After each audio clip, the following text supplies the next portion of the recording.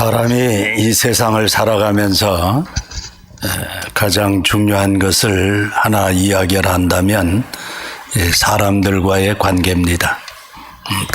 다른 말로 하면 인간관계라고 말할 수 있죠. 인간관계가 좋아야 평안한 삶을 살아갈 수가 있습니다. 마찬가지로 하나님의 자녀들이 신앙생활하면서 가장 중요한 것은 하나님과의 관계입니다.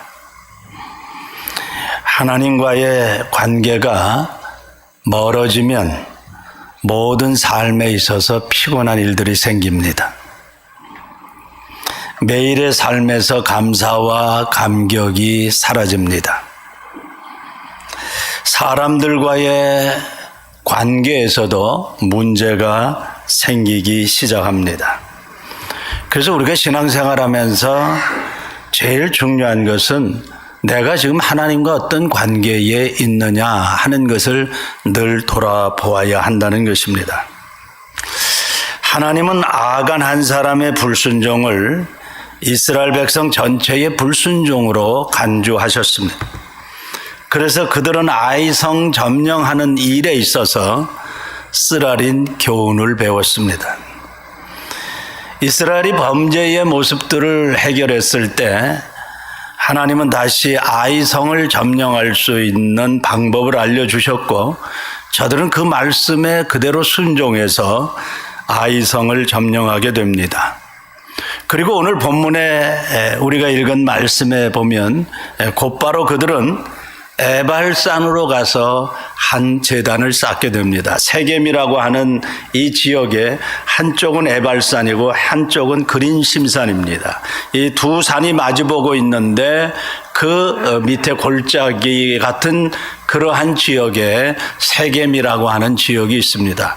그래서 이 그리심산에서 이야기하면 에발산에서 들리고 에발산에서 이야기를 하면 그림심산에서도 들리는 그러한 지역입니다.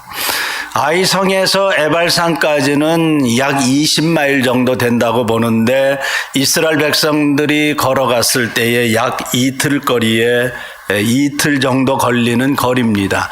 그러니까 지금 아이성을 점령하고 이스라엘 백성들 전체가 그 세겜 지역에 있는 에발산 그린심산 지역까지 이틀 걸려서 걸어갔던 것입니다.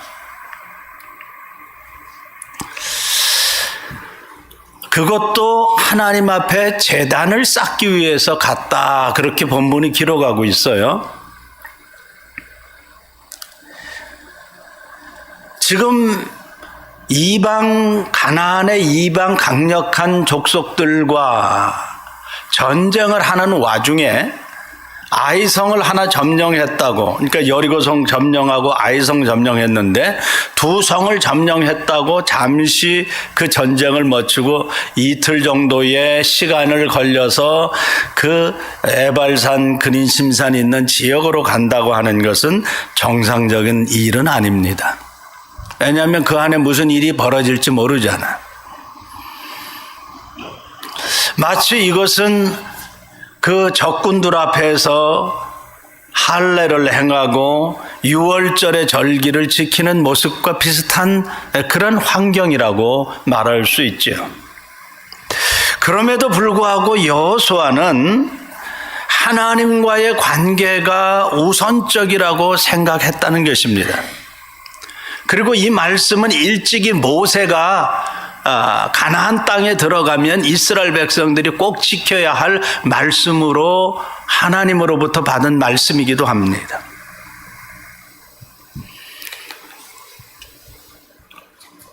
그때의 여호수아가 이스라엘 하나님 여호와를 위하여 에발산에서 한 제단을 쌓았다. 그렇게 30절에 기록하고 있어요. 그러니까 제단을 쌓았다고 하는 말을 오늘 우리말로 하면 예배를 드리는 건데 이 예배는 하나님과의 관계를 회복하는 첫 걸음인 줄로 믿으시기 바랍니다. 예배는 하나님을 만나는 행위예요. 그래서 이스라엘 백성들이 죄를 지으면 그 제물을 가지고 하나님 앞에 드릴 제물을 가지고 성막으로 나갔던 거예요. 왜? 거기서 하나님을 만나고 하나님을 만나서 죄 용서함을 받고 하나님의 은총을 다시 받는 것이 제사를 드리는 것이다 그런 말이에요. 그래서 오늘날 우리 성도들에게 있어서 하나님께 예배하는 것보다 더 중요한 것은 없습니다.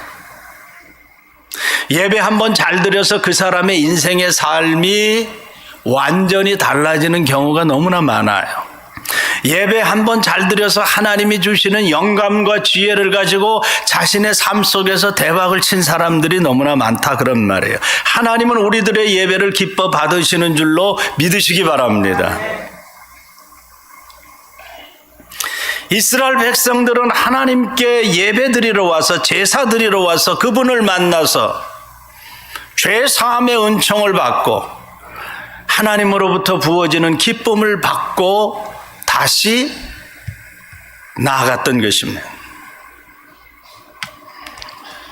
오늘 많은 성도들이 우리를 포함해서 모든 성도들이 스스로 이런 질문들을 물어야 합니다. 나는 예배자인가? 아니면 예배를 드려주러 나온 자인가?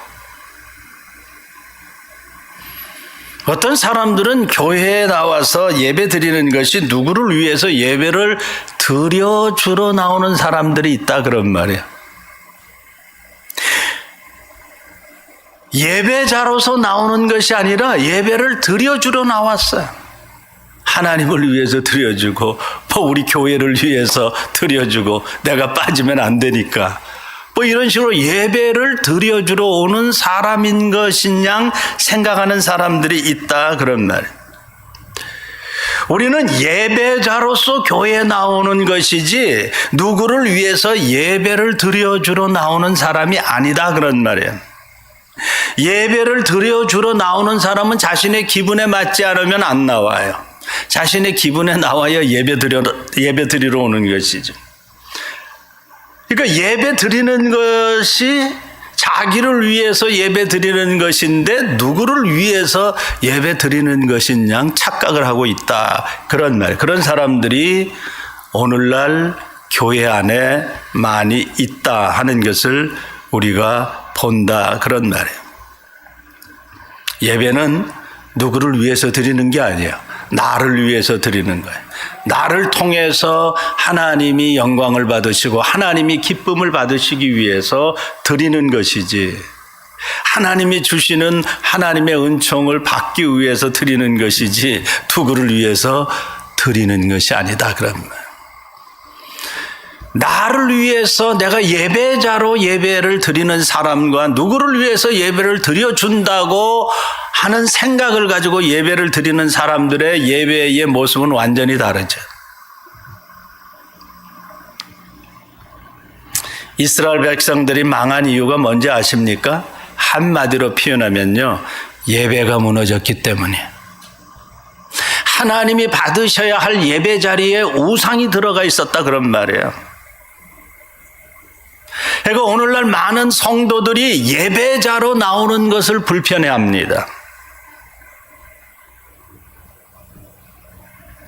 그들은 예배를 드려주는 자의 삶을 살기를 원하는 거예요. 그래서 자기의 기분에 맞으면 이 말씀 받고 자기의 기분에 안 맞으면 이 말씀 버리는 거예요. 취사 선택을 자기가 한다 그런 말이죠.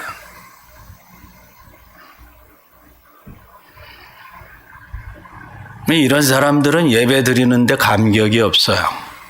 감격이 없으니까 예배가 보링하다 그런 말이에요. 뭐 그냥 여러 가지 의식이나 행사를 하는 걸 좋아하죠. 말씀 듣는 것이 불편해요. 왜? 부담이 된다 그런 말이죠. 예배는 주님께 영광을 드리는데 주님께 영광을 드리기보다는 자기가 영광을 받고 싶어 합니다. 자기가 그 자리에 서고 싶어 한다 그런 말이에요.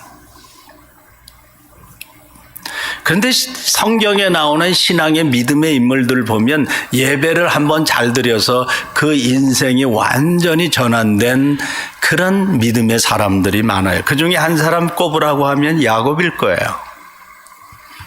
이삭의 아들 야곱은 약삭 빠른 사람이죠. 머리가 잘 돌아가는 사람이에요. 사람들에게 똑똑하다고 말을 들을 정도로 아주 그 머리 회전 속도가 굉장히 빨라요. 그런데 이 사람이 수많은 인생의 위기를 만나요. 그런데 위기를 만났을 때마다 그 야곱이 했던 것은 예배자의 길을 걸어갔다는 거예요. 하나님 앞에 예배드렸다는 것이죠. 우상을 숭배하는 모든 물건들을 땅에 묻고 다시 예배자로서 하나님 앞에 나갔을 때 그는 하나님이 열어주시는 놀라운 축복된 길로 걸어간 줄로 믿으시기 바랍니다. 다윗도 마찬가지예요. 다윗의 일생을 보면 다윗은 예배자로서의 마지막까지 살았던 사람이에요. 그런데 다윗은 흠이 많은 사람이에요. 우리가 잘 아는 대로 다윗은 목동으로부터 시작을 했지만 이 사람은 이스라엘의 최고의 왕이 되었어요. 오늘날도 이스라엘은 다윗 왕을 흠모해요. 다윗 왕과 같은 메시아가 오기를 기다려요. 아마 이스라엘 백성들의 생각 속에 다윗 왕과 같은 왕이 없을 거예요. 그런데 다윗 왕이 어땠습니까? 우리가 성경에 보면 밧세바와 불륜을 저질렀고 그것을 위해서 그의 남편 우리아라고 하는 장군을 죽게 만들었어요. 그럼에도 불구하고 하나님은 다윗을 가리켜서 내 마음에 합한 자다, 내 마음에 맞는 자다 그런 이야기를 해요. 왜 그런 이야기를 했을까? 다윗은 문제가 생기면 언제나 그 해답을 하나님께 구했기 때문에, 하나님께 엎드렸기 때문에, 하나님께 예배자의 길을 걸었기 때문에, 인간적으로 보면 있을 수 없는 사람이지만 하나님의 눈으로 보니까 하나님의 마음이 내 마음과 합한 자다, 내 마음에 들은 사람이다 라고 하는 말을 하셨던 거예요. 다윗의 삶에 있어서 예배는 삶의 중심이었다 그런 말.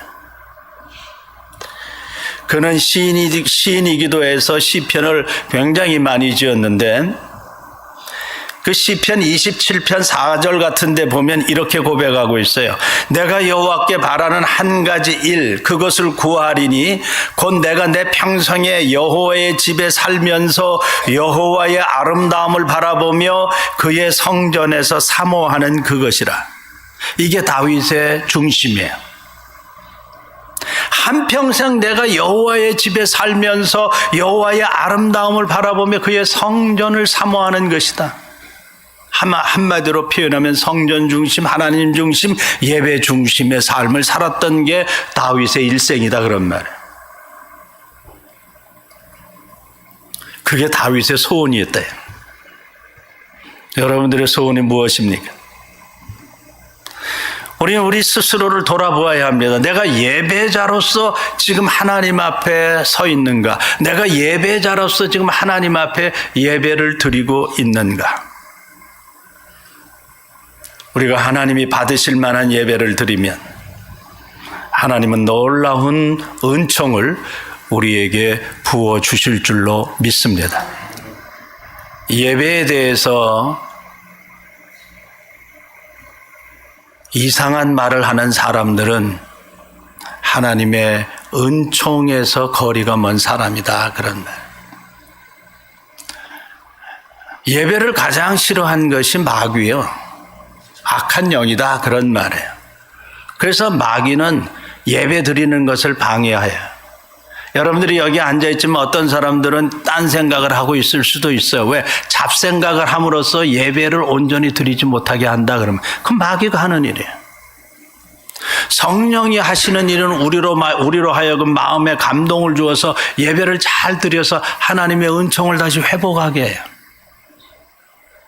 그렇게 성령의 감동을 받아서 예배 드리러 나오는 사람은 벌써 예배 드리러 나올 때 마음에 감사가 있고 감격이 있어요. 기쁨이 있다 그런 말이에요. 야, 빨리 하나님 앞에 예배 드리고 싶다. 근데 예배 드리는 것이 이거 부담이 된다, 싫어진다, 이거 내가 오늘 이런 교회 직책이니까 할 수 없이 예배 드리러 나간다. 그건 벌써 예배 받을 수 있는 은혜의 그릇이 안 돼 있는 사람이에요. 그건 은혜 못 받아요. 아무리 앉아 있어도 잡생각만 하고 있지. 그래서 예배라고 하는 것이 그 사람의 인생의 운명을 바꿔놓을 수 있다 그런 말이에요. 근데 많은 사람들이, 많은 성도들이 이 예배의 소중함, 예배의 귀중함에 대해서 몰라요. 그런데 다윗은 그것을 안 거예요. 내 한 가지 소원이 있는데 나는 평생 예배자로서의 삶을 살겠다. 신약적인 개념으로 이야기하면 로마서 12장 1절 2절은 우리가 잘 고백해요. 너의 몸을 거룩한 산 제사로 드려라. 그게 예배적인 삶이거든요. 고백은 잘하는데 자신의 삶 속에서, 매일의 삶 속에서 예배의 삶은 살지 못해요. 그러니까 예배자의 삶을 산다는 것은 자신의 삶 속에서 계속해서 하나님을 향한 감사와 감격과 찬양의 마음을 가지고 예배적인 삶을 살아가는 거예요. 그게 꼭 이 자리에 나와서 예배 드리는 것만으로 끝나는 것이 아니다 그런 말이에요. 오늘 이 자리에 나와서 기도하는 것만으로 끝나는 것이 아니다 그런 말이에요. 정말 기도하는 사람은 자신의 삶 속에서 기도하는 삶의 모습을 보이는 거예요. 정말 예배 드리는 사람은 예배하는 삶을 자신의 매일의 삶 속에서 보이는 거예요. 그럴 때 하나님이 그 사람을 기뻐 받으시고 놀라운 은혜를 부어주실 줄로 믿습니다. 예배 드리는데 엉뚱한 말로 여러분들을 유혹하고 현혹하는 이 마귀의 영, 마귀의 말들을 분별할 수 있기를 주님의 이름으로 축복합니다. 이스라엘 백성들은 그 제단에서, 여기서 새로 쌓은 제단에서 번제물과 화목제물을 드렸다고 했어요. 31절 하절에 보면, 하반절에 보면 여호수아가 모세의 율법책에 기록된 대로 거기 새 연장으로 다듬지 않은 새로운 돌로 제단을 만들었어요. 그리고 거기서 여호와께 번제물과 화목제물을 그 위에 드렸으며라고 했어요. 우리는 번제가 어떠한 제사인지 화목제가 어떠한 제사인지 이미 알아요. 번제는 제물을 잡아서 온전히 각을 떠서 완전히 불에 태워서 드리는 제사를 번제라고 해요. 그래서 이 번제에는 헌신의 의미가 있어요. 내가 이제 하나님 앞에 다시 새롭게 헌신하는 삶을 살겠다, 그렇게 각오하는 제사가 이 번제예요. 우리가 매일 예배드리러 나올 때마다 하나님, 내가 지난 주일에 그렇게 살지 못했는데, 하나님께 온전히 헌신하지 못했는데 이제 하나님 앞에 온전히 헌신하겠습니다 라는 각오를 다짐하며 예배를 드린다고 하면 어떤 의미에서는 번제의 예배를 드렸다고 말할 수 있는 거예요. 구약적인 개념에서는. 우리가 온전히 헌신하며 주님 앞에 나아갈 때에 주님이 너무나 기뻐하실 거예요. 온전히 헌신하는 게 번제의 예배예요. 그런데 많은 성도들이 하나님 앞에 헌신하는 것을 피자의 한 조각처럼 생각해요. 내 기분에 맞으면 내가 헌신해요. 내 기분에 안 맞으면 헌신 안 해요. 내 마음에 저 사람과 맞으면 저 사람과 협력해서 일해요. 그런데 저 사람이 내 마음에 안 맞으면 저 사람과 협력해서 일하지 않아요. 그러니까 이 피자의 한 피스 조각처럼 헌신을 그렇게 생각한다 그런 말이에요. 그러니까 온전한 헌신이 아니고 자기의 삶의 지극히 작은 한 조각이지.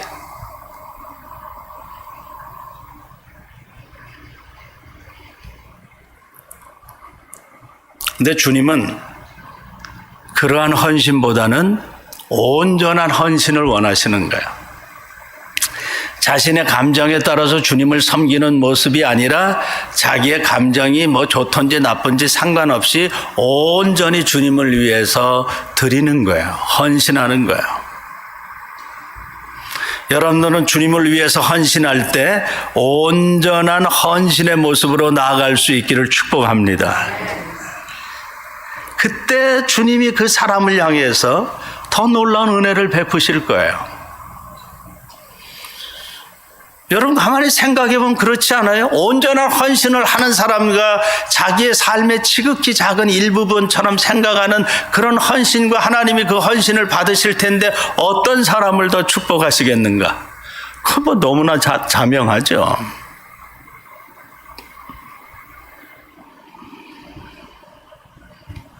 자신의 삶 속에 지극히 일부분을 헌신한다는 것은 자기의 생각, 자기의 감정, 자기의 기분에 따라 왔다 갔다 하니까 그걸 하나님이 받으시겠느냐 하는 것이냐. 하나님은 우리의 온전한 헌신을 요구하시는 분이시다. 여기 화목제물을 드렸다고 하는 것은 하나님과 화목되었다는 거예요. 하나님과 화목되어서 지금 감사하는 마음으로 화목제물을 드리는 거예요. 하나님과 화목되는 삶을 매일매일 살아가는 것은 우리가 인생을 살아가는 데 있어서 승리의 열쇠예요. 세상적인 말로 하면 성공의 열쇠예요. 만일 우리가 승리하기를 원하고 성공하기를 원한다면 매일같이 하나님과 화목된 삶을 살아야 돼요. 하나님과 화목되면 형통의 삶으로 가고 하나님과 불통하면 화목하지 아니하면 불통의 삶으로 가는 거예요. 누가 형통한 자의 삶을 사느냐, 누가 불통한 자의 삶을 사느냐 하는 것을 따져본다면 한마디로 이야기하면 하나님과 화목된 삶을 살았느냐, 살지 않았느냐에 달려 있다고 말할 수 있어요. 주님과의 관계에서 화목된 사람이 인생의 삶에서도 승리하고 성공할 수 있는 사람들입니다. 우리가 인생에서 성공하고 안 하고는 주님의 주권이 있지만 주님과 화목된 사람이 퍼센트지가 높다 그런 말이죠. 왜냐하면 주님과 늘 함께하기 때문이죠. 주님과 화목한 사람은 주님과 늘 함께하는 거예요. 주님 안에 거하고 주님이 내 안에 거하는 거예요. 하나가 되는 거예요. 그러니까 하나가 돼서 매일매일 살아가는데 실패의 길로 가겠어요? 내 생각대로 가니까 내가 실패의 길로 가는 거예요. 하나님과 하나 된 삶을 가면 절대로 실패의 길로 갈 수 없어요. 승리의 길로 가게 돼 있어요. 하나님이 우리에게 원하시는 것은 승리의 길이다 그런 말이에요. 승리의 삶이다 그런 말이에요. 하나님은 실패의 삶을 우리에게 허락하지 않았어요. 그런데 우리가 실패의 삶으로 가는 것은 여전히 우리의 생각대로 가기 때문에 실패의 삶으로 가는 거예요. 여전히 우리가 그리스도인이 되었다고 고백하지만 육신적인 그리스도인들은 자기의 생각과 자기 뜻을 갖고 가기 때문에 여전히 실패의 길로 간다 그런 말이에요. 하나님은 그런 삶을 우리에게 허락하신 적이 없다 그런 말이에요. 하나님과 화목된 관계에서 주님이 내 안에 계시고 내가 주님 안에 거하면 주님이 우리를 항상 승리의 길로 인도하세요. 항상 승리의 길로 인도하신다고 그게 뭐 물질의 풍성함을 의미하는 건 아니에요. 물질의 풍성함도 있을 수 있고 없을 수도 있어요. 그건 주님의 주권에 달려 있어요. 그러나 우리는 항상 승리의 삶으로 갈 수 있다 이겁니다. 승리의 삶으로 갈 때 거기에 기쁨이 있고 감격이 있고 하나님의 손길을 체험하게 된다 그런 말이에요.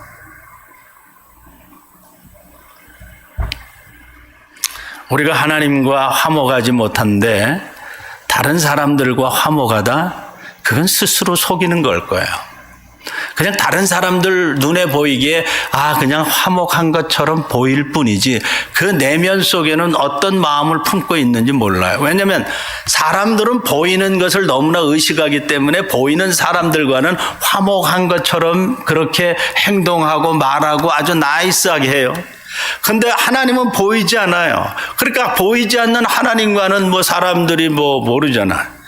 화목한 관계인지 화목하지 않는 관계인지 어떻게 알아요? 다른 사람들이 모르지. 그럼 그 사람 마음속에 들어가 봐야 알지. 그래서 하나님과 화목하지 않는 것은 뭐 그냥 같지 않게 생각한다 그런 말이에요. 왜? 화목하지 않아도 다른 사람들이 모르니까. 하나님만 아시고 나만 아는 거지. 근데 사람들에게 아주 나이스하게 하면 저 사람 아주 나이스한 사람이야. 저 사람 정말 사람과 아주 대인관계를 잘하는 사람이야. 그렇게 인정을 받으니까 그렇게 한단 말이에요. 그런데 그 속마음은 달라요. 왜? 하나님과 화목하지 않는 사람이 다른 사람들과 화목할 수 있을까요? 그건 아니에요. 그건 스스로 자기 자신을 속이고 사람들에게 그냥 자기의 어떤 이름, 자기의 어떤 명예, 자기의 어떤 겉모습을 위해서 나타내는 쇼맨십에 불과하다 그런 말. 근데 사람들은 그걸 몰라서 다 속아 넘어가는 거죠. 그런데 분별력이 있는 사람은 그걸 봐요. 그걸 우리는 영적인 분별력이라고도 해요. 그래서 이 시대는 영적인 분별력이 필요해요. 왜? 마귀가 우는 사자처럼 달려들고 또 어떤 때는 광명의 천사들처럼 다가와서 유혹하기 때문에 다 넘어간다 그런 말.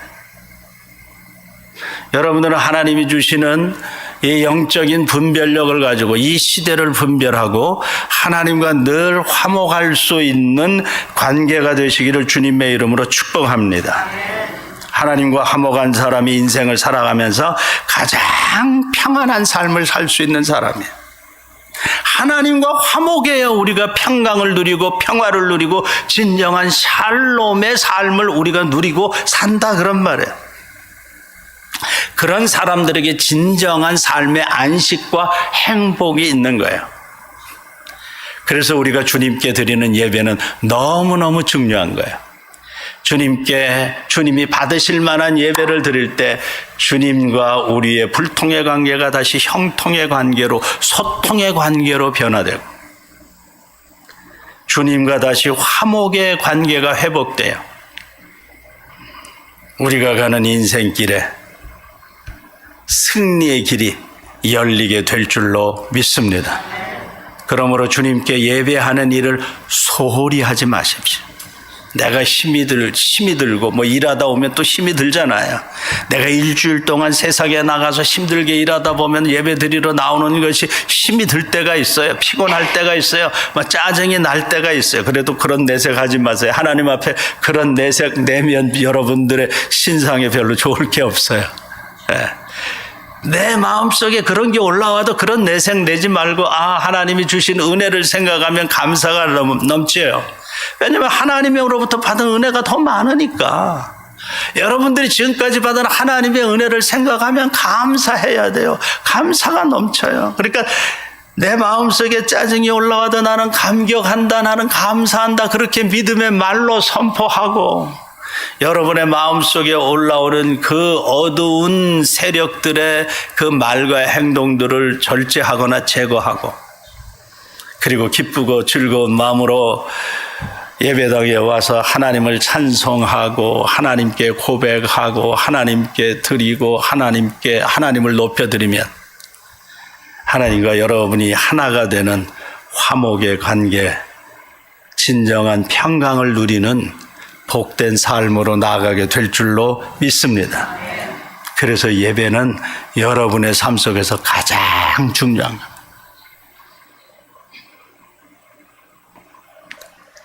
가장 중요한 삶이다. 이게 파이가 아니에요. 한 일부분이 아니야. 그러니까 벌써 예배 드리기를 싫어하는 사람은 그럼 영적으로 보면 병든 거예요. 세상적인 표현으로 뭐 시험이 들었다고 이야기할 수도 있지. 영적으로 병들고 시험 들고 무언가 어떤 조건에 의해서 어떤 원인에 의해서 영적으로 병들었을 때 예배드리러 나오기가 싫어한 거예요. 예배드리고 싶지가 않다 그런 말이에요. 그건 성령 하나님께서 주시는 마음이 아니다. 그럼 성령께서 주시는 마음이면 아이고 일주일이 이렇게 빨리 돌아왔구나. 오늘 벌써 주일이네. 예배드리러 가야지. 예배드리면 주님이 나를 얼마나 귀여워하시고 이뻐하시겠어. 그런 마음을 가지고 나와서 드리는 그 예배. 그 예배가 주님을 기쁘시게 하는 예배일 줄로 믿습니다. 말씀에 대한 순종의 결단은 하나님과의 관계 회복의 절정입니다. 33절, 34절을 보시면 거기 온 이스라엘과 장로들과 관리들과 재판자들과 본토인들과 이방인들까지 여호와의 언약궤를 맨 제사장들 앞에서 6지파는 에발산에 6지파는 그리심산에 섰어요. 그리고 그 여호와의 지금 돌 하나는 제단을 만들고 또 돌 안에는 돌 하나는 석회를 발라가지고 거기에 여호와의 율법을 기록했어요. 그리고 그 기록한 여호와의 율법을 지금 낭독하는 거예요. 그런데 이 말씀은 신명기 11장 29절과 신명기 27장 12절 이하에 보면 여러분들이 한번 찾아보세요. 모세가 이스라엘 백성들에게 명령한 거예요. 너희가 하나님께서 주시는 그 가나안 땅에 들어갈 때에 너희가 가서 차지할 땅으로 너희를 인도하여 들이실 때 너는 그리심산에서 축복을 선포하고 에발산에서 저주를 선포하라 그랬어요. 그리심산은 축복의 산이 아니고 에발산은 저주의 산이 아니에요. 그냥 그 축복의 말씀을 그리심산에서 선포할 때 백성들은 아멘으로 화답을 했어요. 그리고 에발산에서 하나님의 저주의 율법을 낭독할 때 또 이스라엘 백성들은 아멘이라고 화답했어요. 그래서 그 아멘으로 화답했다고 하는 말은 우리가 이 말씀에 순종하겠다 그런 말이에요. 축복의 말씀이 그리심산에서 선포될 때에 그 그리심산이나 에발산에서 선포될 때에 그게 이제 서로들 들리는 거니까 그 백성 양쪽에 서 있는 6지파의 사람들이 다 듣고 아멘으로 화답을 했다 그런 말이에요. 그러니까 우리는 하나님의 율법에 순종해서 축복의 삶을 누리겠습니다 라고 아멘했다는 거예요. 또 저주의 율법이 선포될 때 우리는 이 저주의 율법대로 행하지 않고 하나님의 말씀대로 살겠습니다. 우리는 이 저주를 받지 않겠습니다 라고 아멘했다는 거예요. 그러니까 거기 200만 명 이상의 그 수많은 이스라엘 백성들이 양쪽으로 딱 6지파씩 갈라져 가지고 아멘, 아멘 하나님의 말씀이 선포될 때 그대로 하겠다고 그렇게 그 아멘으로 화답하는 그 이스라엘 백성들의 모습을 우리가 연상하면 그거 정말 장엄한 모습이다 그런 말이에요. 너무너무 거룩한 모습, 너무너무 아름다운 모습이죠. 그러니까 지금 이스라엘 백성들이 이틀 동안 전쟁을 안 하고 전쟁을 멈추고 적군들이 쳐들어오든 안 쳐들어오든 그거 상관없이 우리는 이 모세가 명령한 대로 이 그리심산과 에발산에서 하나님의 말씀이 선포될 때 아멘으로 화답하겠다고 하는 이 하나님과의 관계가 더 우선이다 하는 것을 나타내는 거예요. 전쟁보다도 우리는 하나님과의 관계 회복이 더 급선무다 하는 그러한 믿음을 가지고 그러한 마음을 가지고 지금 이 세겜 골짜기 그것을 기준으로 양쪽으로 갈라져서 아멘 아멘 화답하고 있다 그런 말이에요. 그러니까 이 여호수아를 위시한 이스라엘 백성들의 이 모습이 참 믿음의 모습이다라고도 말할 수 있어요.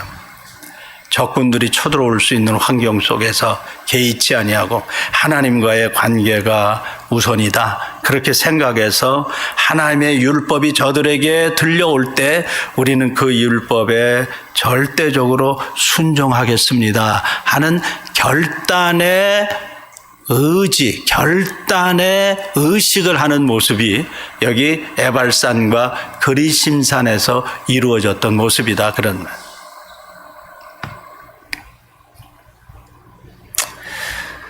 아무리 믿음이 있다고 떠들어도 순종하는 삶으로 나아가지 아니하면 그 사람 믿음 없는 거예요.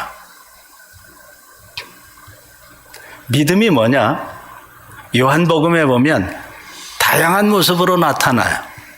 예수 그리스도를 영접하는 것을 믿음이라고 했어요. 거듭나는 것을 믿음이라고 했어요. 생명수 물을 마시는 것을 믿음이라고 했어요. 영생의 떡을 먹는 것을 믿음이라고 했어요. 믿음의 표현이 다 그렇게 조금씩 다르게 요한복음에서 표현됐다 그런 말이에요. 요한복음에서 또 뭐라고 표현하는 거 있는가 하면 순종하는 것이 믿음이다 그랬어요. 믿음 있으면 순종해야 돼. 순종이 그냥 자동적으로 따라 나오게 돼 있어요. 순종을 안 한다? 믿음 없다 그런 말. 왜? 요한복음에서 믿음을 순종으로 표현했으니까. 그러니까 우리가 하나님의 말씀을 믿습니다 고백하는 건 너무나 귀하고 중요하잖아요.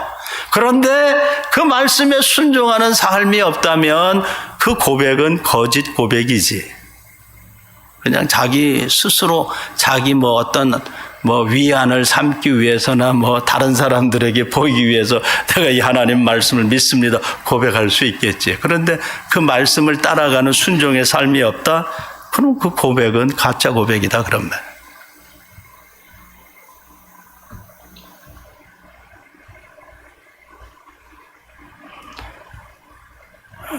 오늘 그 신명기에 있는 말씀도 그렇고 오늘 말씀 속에서 우리에게 보여주는 것은 하나님의 말씀에 순종하는 사람들에게는 하나님의 축복을 약속하셨지만 하나님의 말씀에 불순종하는 사람들은 저주의 삶을 약속하셨어요. 그러니까 하나님께서 축복만 우리의 삶에 놔두신 것이 아니라 저주의 삶도 놔두셨다 그런 말이에요. 신명기 26절.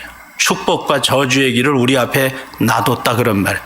예수 믿고 구원받았다고 이야기하지만 내가 축복된 삶으로 가느냐 거짓된 삶으로 가느냐 하는 것은 다를 수 있어요. 그리고 이 말을 조금 더 깊이 생각해 보면 내가 예수 믿고 구원받은 사람인데 내가 하나님의 말씀에 끝까지 불순종의 삶으로 간다 하면 그 사람이 구원받았는지 안 받았는지도 한번 의심해 볼 필요가 있어요. 구원받은 사람이면 하나님의 말씀을 사랑하는 사람이면 내가 육신이 연약해서 조금 실패할 수 있고 불순종할 수 있지만 다시 뉘우치고 깨우치고 회개해서 순종의 삶으로 가는 것이 구원받은 사람의 삶이에요.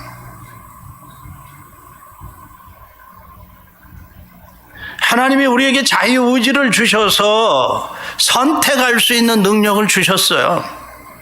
우리가 가는 인생길 앞에 하나님이 축복의 길과 저주의 길을 놔두셨어요. 축복의 삶과 저주의 삶을 놔두셨어요.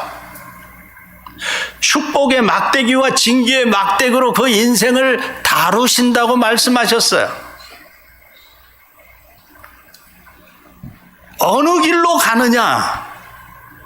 그래서 하나님이 주시는 자유의지를 가지고 우리가 선택할 수 있어요. 하나님이 우리를 로봇으로 만들지 않았다고. 약속의 백성들로서 생명의 길로 가느냐, 축복의 길로 가느냐, 너무나 당연한 거죠. 약속의 백성들로서 하나님이 우리에게 예비하시고 준비하신 축복과 생명의 길로 가는 것이 너무나 마땅한 삶이죠. 그런데 우리가 말씀에 불순종하면 내 의지를 가지고 불순종하는 거예요. 다른 사람 핑계 돌릴 필요 없어요. 내가 저 사람 때문에 이렇게 행했다.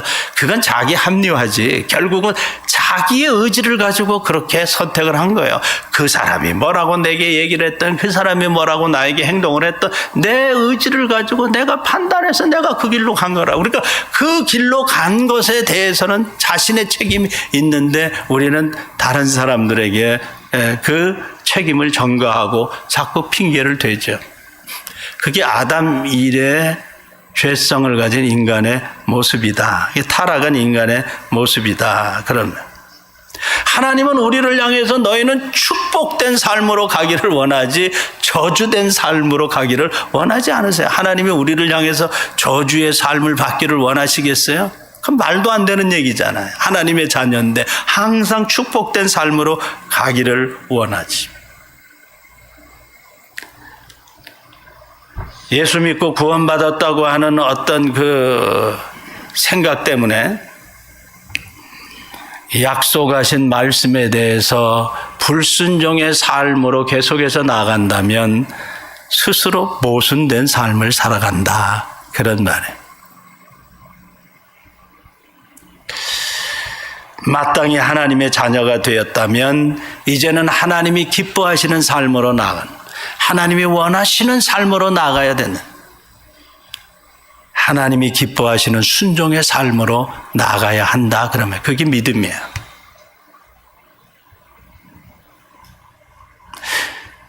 이 장로교의 그 예정론 때문에 이 구원의 삶과 그 자신의 삶에서 아무렇게나 개차반하게 살아도 된다고 하는 그 이상한 논리를 가지고 이야기하는 사람들이 있는데 그것은 하나님의 구원의 도리에 대해서 잘못 이해하고 있는 부분이다. 그런 말.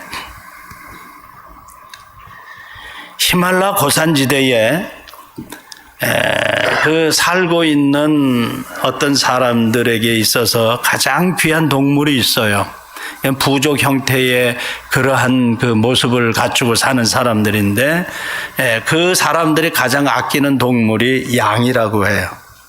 근데 우리도 높은 산에서 성지순례 가거나 이렇게 높은 산에 있는 그 지역에 가면 그 양들이 그 나무가 별로 없고 풀이 별로 없는데 그 바위를 이렇게 다니면서 그 바위 틈에 나는 조그만 풀들을 뜯어먹고 살아요. 특별히 겨울에 더 그렇지.